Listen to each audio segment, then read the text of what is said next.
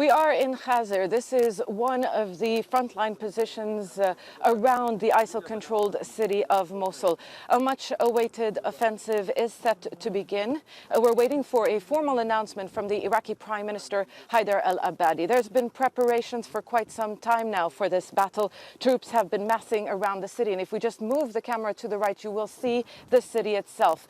It's Iraq's second-largest city. An estimated 1 million people still live there under the control of ISIL. Iraqi Air Force dropped leaflets telling the people that, quote, victory is near, and telling them not to worry, to avoid ISIL positions, stay in their homes, seal their windows.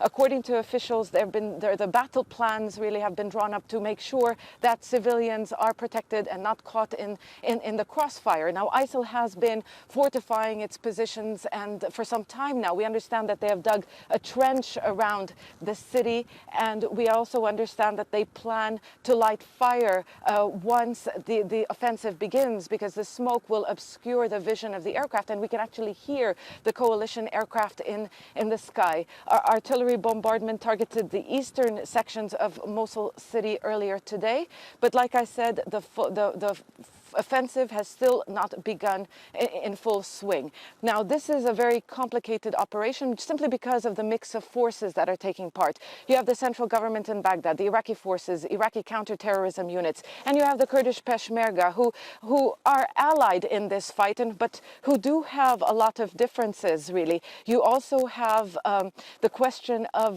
Iranian-backed Shia militias, a very controversial issue because the people of Mosul are mainly Sunni, and they fear that if the Shia militias actually take part and enter the city, they fear reprisals. But what we understand from the government is that they're going to be staying at the perimeter of the city, and they will not be advancing towards the city center. This could be a very long fight, or ISIL could choose to withdraw. It's very hard to say, but it is a complex battleground, a complex operation, and the biggest question is what happens after this battle is over, because this is a test for Iraq's viability as a nation state, whether or not the different communities can come back and live together as one. So a very crucial battle, and if ISIL does lose Mosul, it will be its biggest defeat yet in Iraq.